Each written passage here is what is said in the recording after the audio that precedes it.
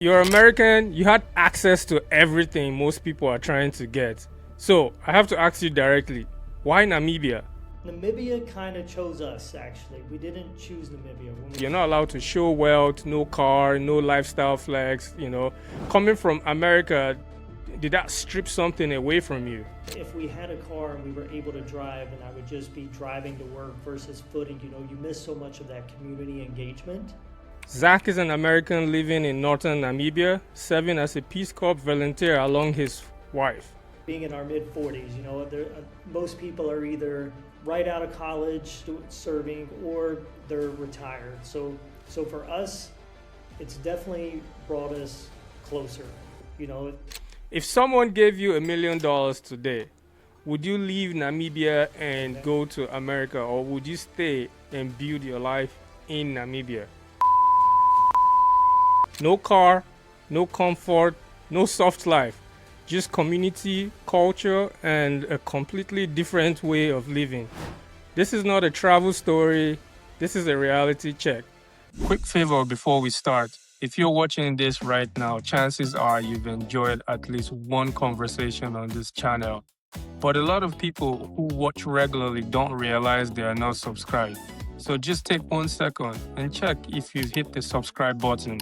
It's completely free, but it helps this podcast grow. It helps me bring better stories and reach more people navigating life across borders. If this show has ever made you feel seen or understood, subscribing is your one way of being a part of this journey. And thank you for being here. Thank you for supporting. And now, let's get into the episode. Zach, welcome to the podcast. Thanks so much, Tony. How glad are to be you? here. Yeah, thank you. It's 11:09 a.m. here in Georgia. What's the time over there? It is 5:09 p.m. here. Well, obviously there's no time zone change over there. Like, we don't go 1 hour forward or backwards, right? That's correct. So around 5, it's usually still bright. When do you start seeing the sunset? Right now about 7:30. 7:30. Man, I miss Africa. But let's start here. Okay.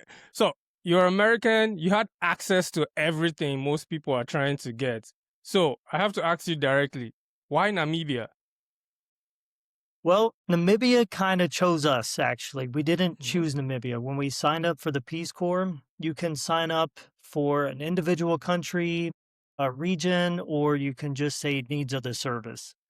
With my background and my wife Corinne's background, we actually met in Central African Republic. So we had that connection of like two Americans meeting in Africa already, and we just kept trying to think of a way to get back here. So we have two boys back in the US, and we kept saying, okay, once the youngest graduates high school and heads off to school, we're going to figure out a way to get back. So we decided to join the Peace Corps as volunteers, and our only stipulation was we would go anywhere, but it had to be Africa. So we didn't know until a few months into the process that Namibia was actually the country that was selected for us. That's interesting because, like, as African, we hear about like Namibia, but you don't really hear, like, I have never met anyone from Namibia. Even in the US here, you hear, okay, South Africa, Kenya, it's like Namibia. You're like, Namibia, who? So it was interesting when I found you online and it's like Namibia. I was like, no, I have to speak to him. Definitely. I want to see, I want to learn, I want to know. So it's definitely on my list now. Whenever I make my way to South Africa, I think it's one country that I am going to stop by and see. Because I've learned in doing the research for this podcast, I learned a lot about Namibia, a lot of interesting things. So I'm curious to see it for myself. Was there a moment where you realized, like, I'm actually leaving comfort for uncertainty when you joined the Peace Corps? Yeah, I think when they gave us how much we could bring from the US, and you really try and think about everything you have in your home right now, and you can only take 2 suitcases, a carry-on, and a backpack, and it's like, okay, what am I going to take now? And then it was like packing drills, unpacking drills. Okay, what are we missing? What should we think we should bring? That's interesting. But when I was leaving Nigeria and moving, that's interesting because I felt like I gave away everything because I was like, okay, I'm just going to go to America. Everything that I had, I gave to like my friends, and I was like, oh, when I get Mhm. there, I would just buy new stuff there. But I mean, it's been like 20 years now. I can't really remember even what I carried in my suitcase. But I know I did carry a lot of food, you know, a Oh, lot of, yeah. yeah, a lot of African food I did carry. Before you landed, what did you think Africa would be like? Because I know you've been to Central African Republic, but Namibia, what was in your mind? Like, okay, it's not a country that people hear about often. So what did you think before you moved? I didn't know if the stereotype was going to be true that there is no people. The population is around 3 million. It's like you go to any city in America, right? And there's just people moving, there's cars Yeah. moving, and you get to even the capital and it is very different.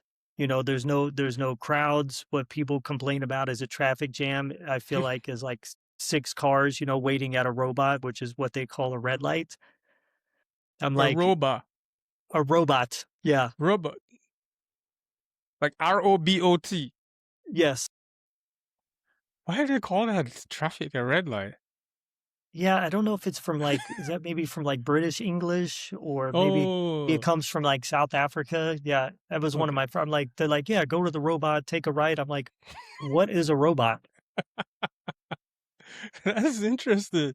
Huh. Okay. What humbled you the fastest when you arrived?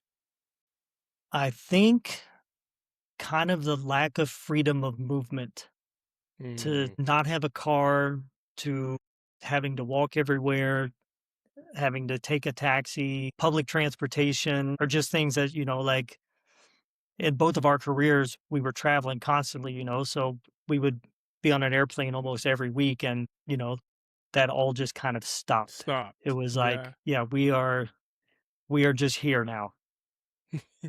I would see your videos when you guys are footing. Yes. Footing, yes. Yeah. So in Nigeria we'll be like trekking. So I was like footing. I was Oh, like okay. so I was like, I saw you guys footing.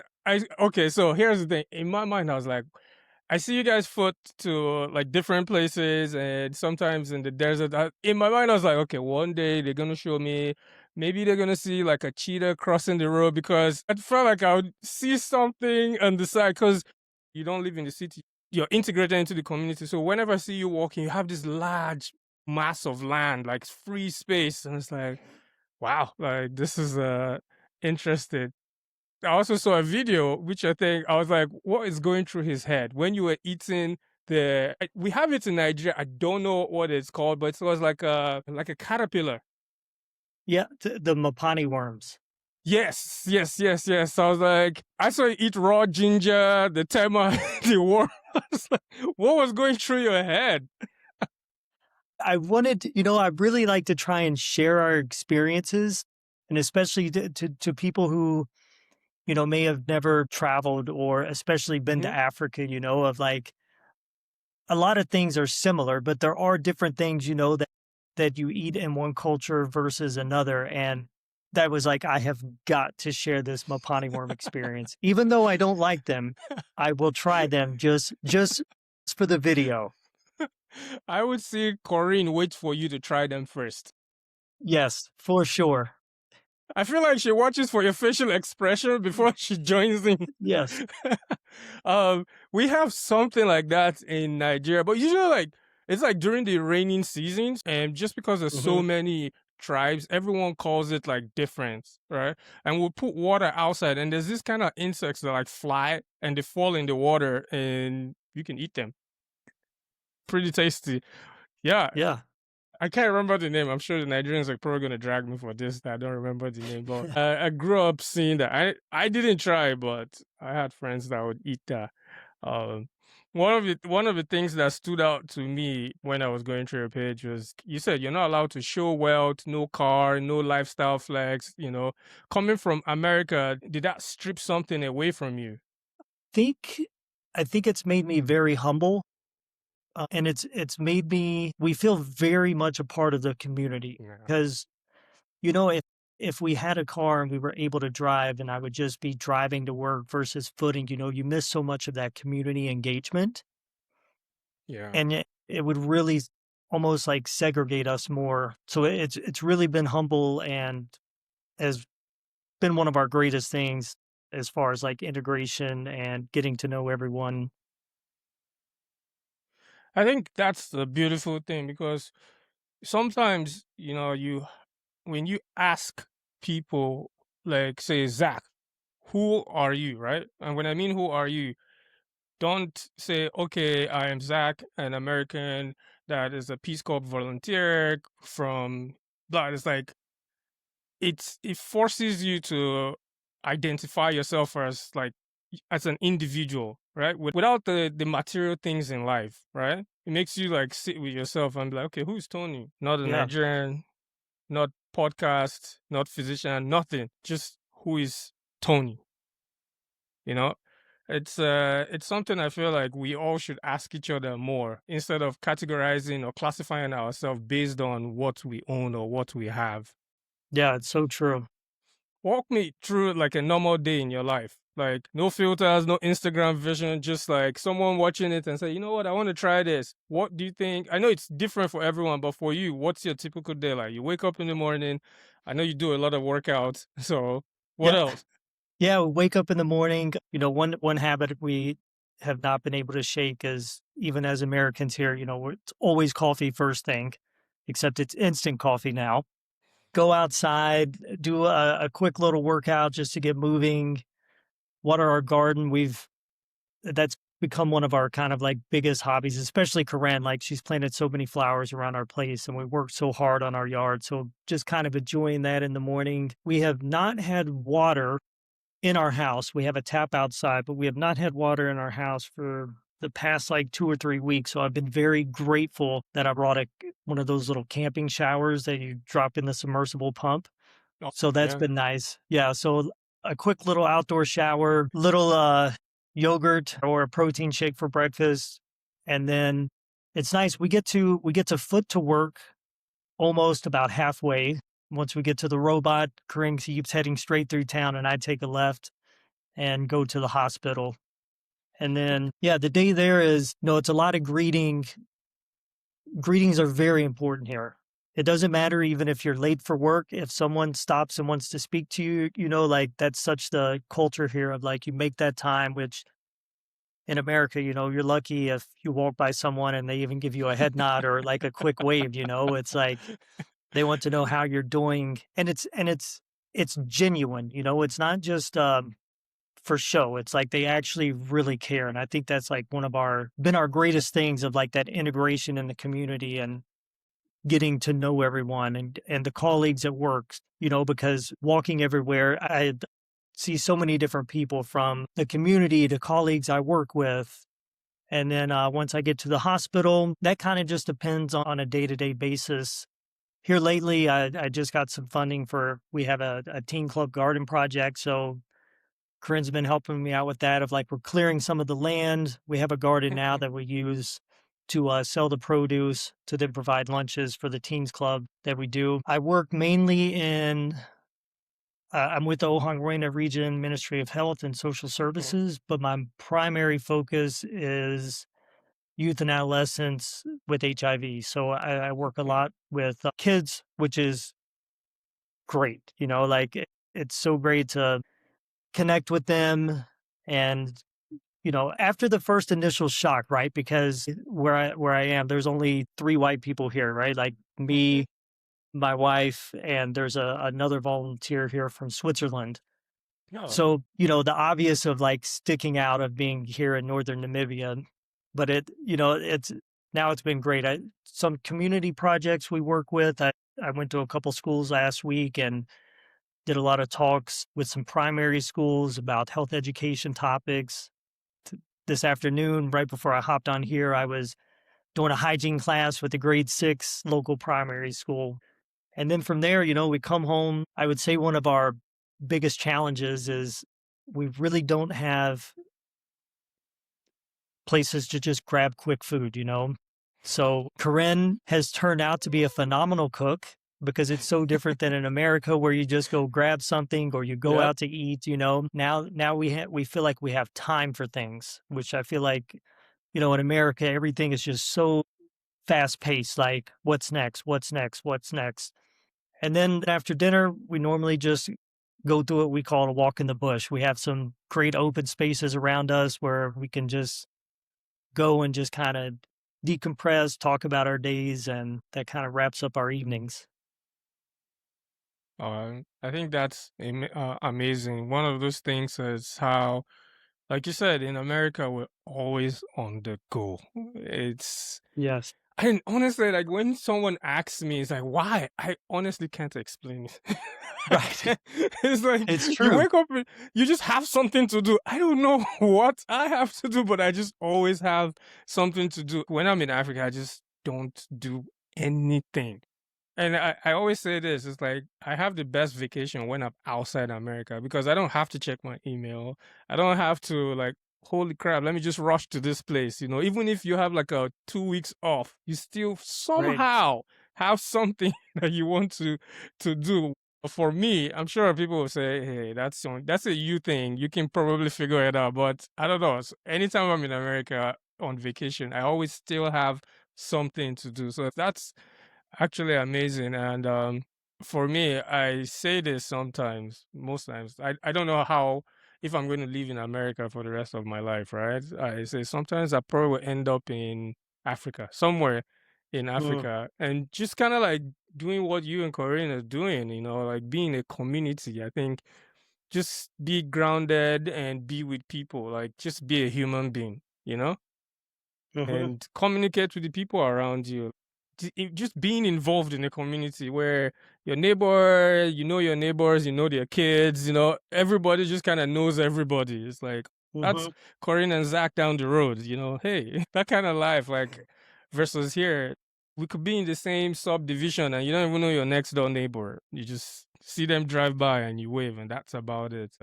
I know you guys are doing a project. I had actually made something.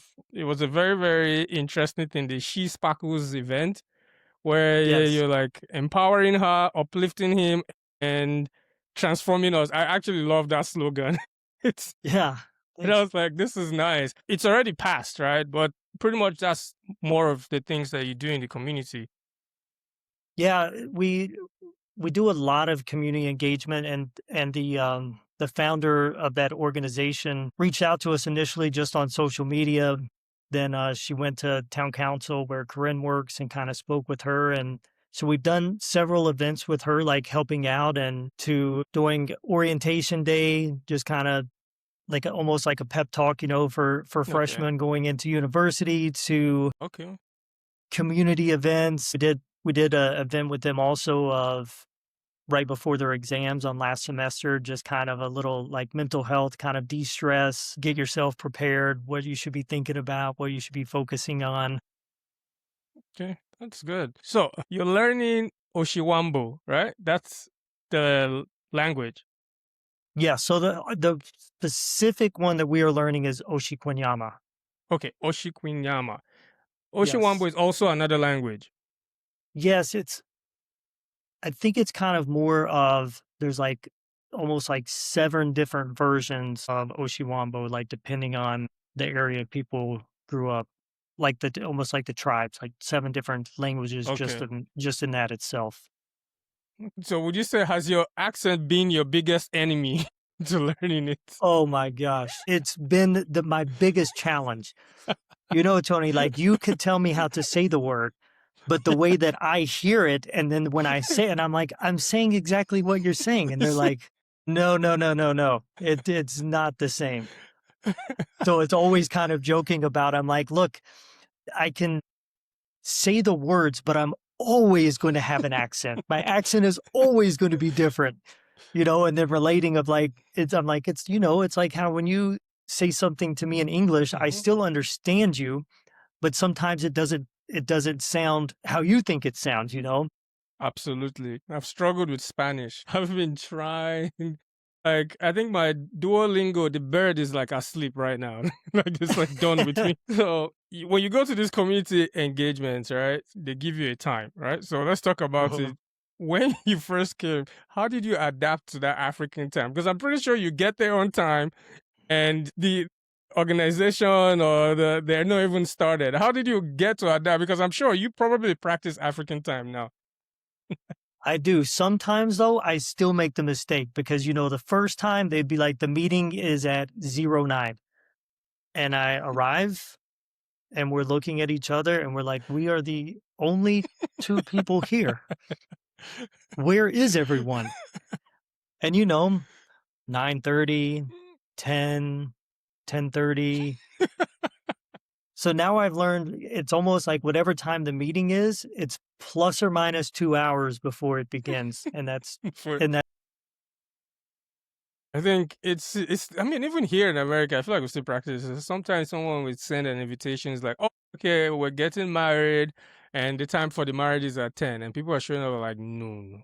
It's like, "Yes, this is when the party has started." It's like, so now yeah, I think more and more people are not being strictly at this time, because the mhm. Africans, and I think in all cultures in Africa, because if you ask the Caribbeans too, like the Jamaicans, they're like, "Oh, there's the Caribbean time." There's For sure. for some reason, everyone in these cultures never stick to that time. So I don't know. Maybe we should start saying eight instead, and then maybe when we actually get there is the actual time that we're going to do whatever we're there for. Yeah, it'd be interesting. So you're not just living there, you're serving there, with the Ministry of Health. How has the reception been, from the not just the community? Because I've seen you had a meeting with the governor. Like, how has that helped your work progress? So when we do Peace Corps service, it's 27 months, right? So 3 months of like initial training where we're all together, and then the next 24 months you're out in the community where you live.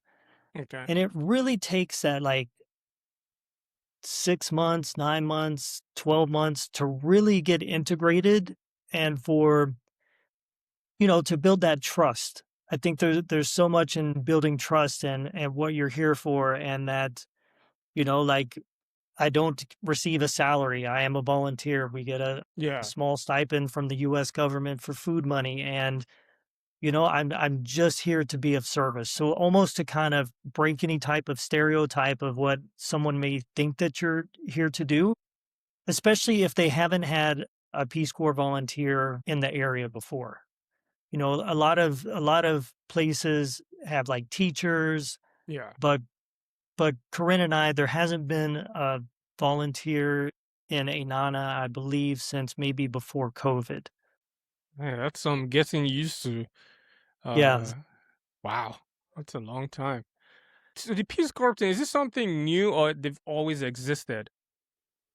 they just celebrated, I believe it was last week, like 65 years of Oh, wow. service. So it started with Kennedy, Hmm. John F. Kennedy, and then it's been ongoing ever since. 65, that's a long time. Yeah, and they've had volunteers in Namibia since I believe it was 1990. That's the independence, when they had Yes. independence, 1990. Because I know while I was in college, I did meet a couple friends. They said they were going on a peace. Initially, I thought it was like the army or the military. That was when I was like Hmm. Peace Corps. I was like, okay, good for you. Like I didn't understand what was going on, Right. and they would go to South America, different countries to do it. So the more I was like researching, I learned a lot more, and I think they have a place somewhere in Georgia, like a building. I think they house people Mm. over there. I know I have seen it before, somewhere in Georgia. So it might be something I might be interested in doing. I don't know. It's more research, I guess, that I need to Yeah. do. But this is interesting, and if I did that, I wonder. You only picked the region you wanted to, right? Not the country. Correct. Okay. Correct. That makes sense. So the pink fridge, right? So when I first saw it, I was like, "There's just a fridge in the desert with cold drinks, like just, Yes. or it was like or you were like a resort, or it's just random So there." it's kind of random, but it's maintained by a lodge there. So there's a lodge company called Gondwana, but off of like the main road to get to the lodge is about maybe 20 minutes, and you just pass by this random pink fridge. It's like kind of like one of the known things, I guess, in the desert down there. And I couldn't believe it. The solar panels are keeping the they call them cool drinks, right? Hmm.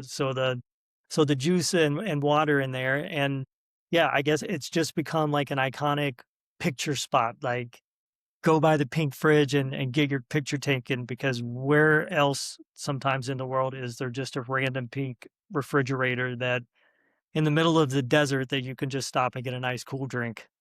It was definitely whoever thought of that was a brilliant idea. I said For it's sure. like I looked at it, I was like a random. It looked almost like a movie scene when Yeah, you went there and pulled. I was like, is this random fridge? You open it and just, hey, I'm just gonna get this and drink a little bit and be on my way and keep yeah, footing. That's interesting. So I want you to be honest here, right? What does Namibia have that America doesn't? definitely the wildlife. The But you never wildlife, showed them in you. You never. I think the only thing I saw was your friends, the cows and the goats that you would yeah. make moving around, but never really. Because like I said, every time that I would see your video, it was two things I was expecting. One, I was like, okay, maybe I would see the desert elephants. Apparently there are desert elephants in Namibia, or I was thinking, okay, maybe a cheetah, or because in Nigeria, when you're in the village, it's one animal that you would be wary of, and that's the leopard. The leopards are just Mm. cruising around, so you're always careful when you're walking around if you're like in a community, not in the city, in the community. So I was always like, okay, see, one day hopefully there's nothing like I would see it. So did you ever have any encounter with any wildlife?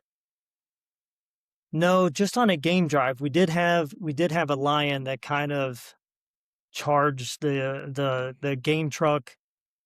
But what's funny is, now that you bring that up, I need to get back into some of my old videos, because honestly, I never even started this TikTok channel. I started it last August. So I've had like, a year prior to that of being in Namibia of like, videos, pictures that I haven't even shared, that I need to like dig out in the archives of like Hmm. some of the game drives we've been on. And just seen, I'd never actually seen an elephant until I came to Namibia. Now, like going up by a watering hole and there's like 100 elephants was just the most incredible thing I think that I may have Uh, ever seen. I'll tell you this. So I'm originally from Nigeria. I'm African. And if I tell you I have never seen an elephant, I've never seen an elephant, I have never seen a lion, I have never seen a giraffe, none of these. Because I feel like if you grow up in Africa and you grow up in the city, you just, except you go Hmm. to the zoo, you don't see them. And even at the zoo, I feel like West Africa, it's not like Southern or East Africa where you have more wildlife. West Africa, it's kind of like more of like a jungle. It's Yes. difficult to see those kind of wildlife. It's the dense forest. You have to go searching and they don't really come Hmm. out. That's why I said only like the leopard would come out, or maybe the hyena. They would come out, and Yeah. that was as far as West Africa goes from my experience. So that's interesting. Hopefully, I'll need to go on a trip, like an excursion, and find out this thing because I think it's embarrassing that I'm African and I've never seen those things, those animals rather. What does America have that you think Namibia needs?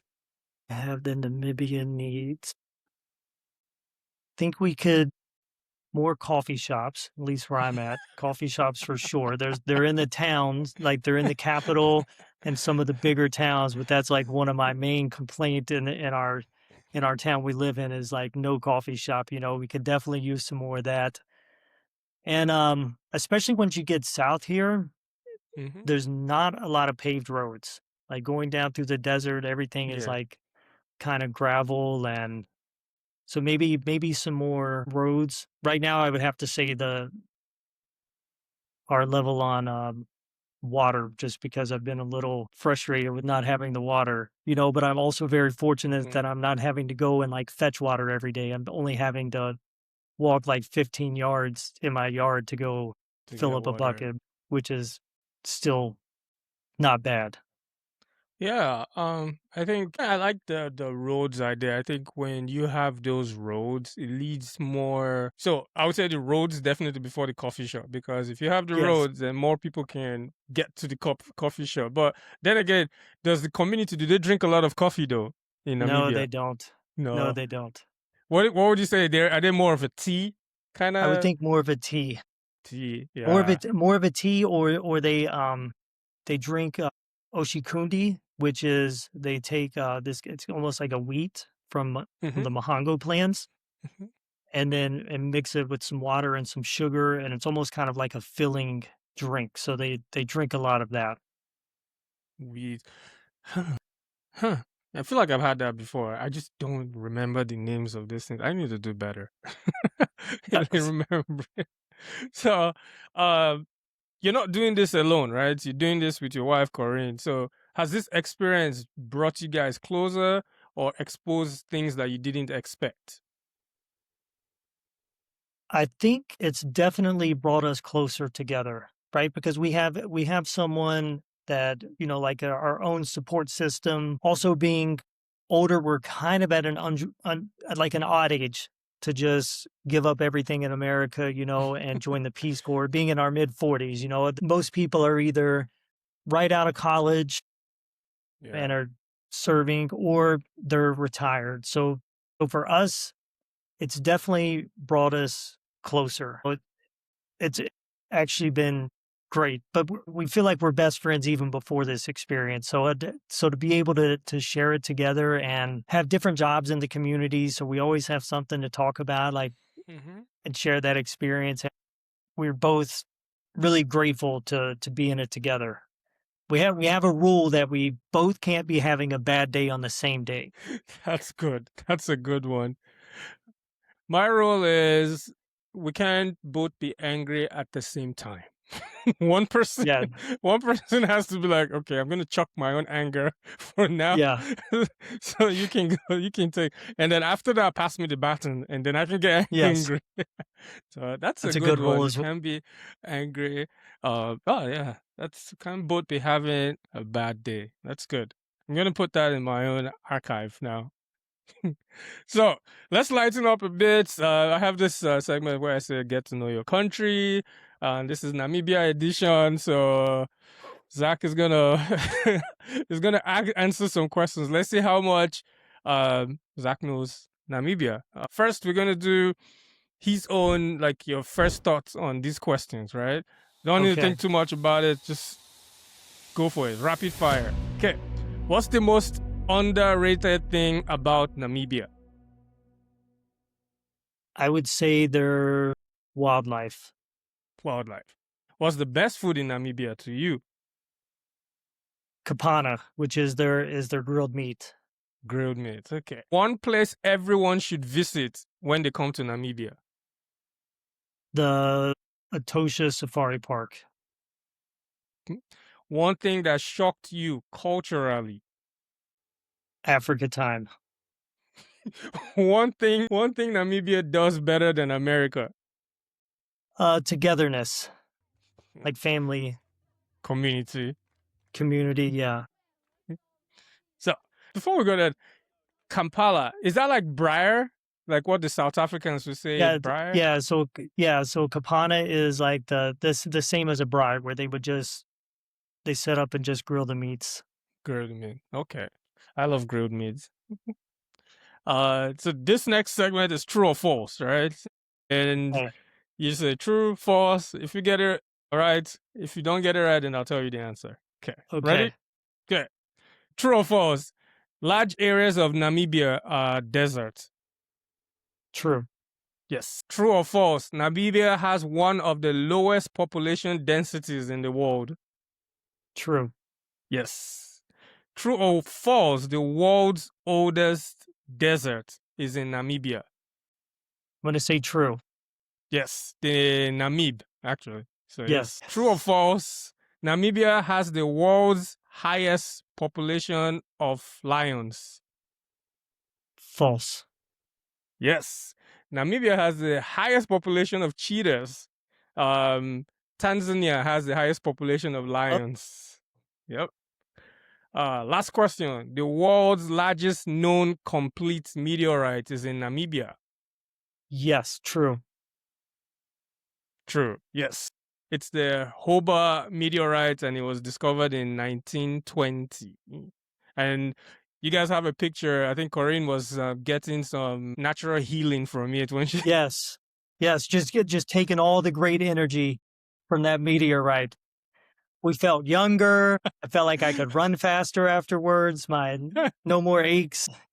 Clark Kent passed some of it to you. Yes. Superman. So now the next thing is now you have to teach us something in your new language that you're learning. So anything, a phrase, a statement, whatever, just tell us what you want to teach us. Okay, so I think the first thing we'll learn is just a basic greeting. So, walelepo, wa Walelepo. lelepo. So, walelepo tate would be like, good morning, sir. And then I would ask you like Nawa too, and you would like Nawa means you are well, and then you would reply either A, which means yes, or you just reply like repeat back Nawa. Now, see, I wanted to ask you that because every time you were having conversations, I kept on hearing eh. So I was like trying to understand what that it was. It's just kind of like in Ethiopia, they say eshi, eshi. Yes. Like when they speak, it's like eshi. So I was like, I'm thinking this is the same kind of concept because I was like, every time you say something like eh, and then they would continue on. Okay, so that means Yeah, yes. which is one of the hardest things for me to get used to when I first got here was yes is like A, and then no is actually I. Like I. Walalepo tate. A, Nawatu. A, What? walelepo tate. Eh, Nawatu. eh. Why did I touch down Namibia? That's the first thing I'm, I'm going to Yes. say. And then I'll remember where I learned it. So every guest on this podcast leaves a question. So my last guest, she's from Kenya and she lives in Luxembourg. Okay. And she left you a question. And the question goes like this. If someone gave you $1 million today, would you leave Namibia and go to America, or would you stay and build your life in Namibia?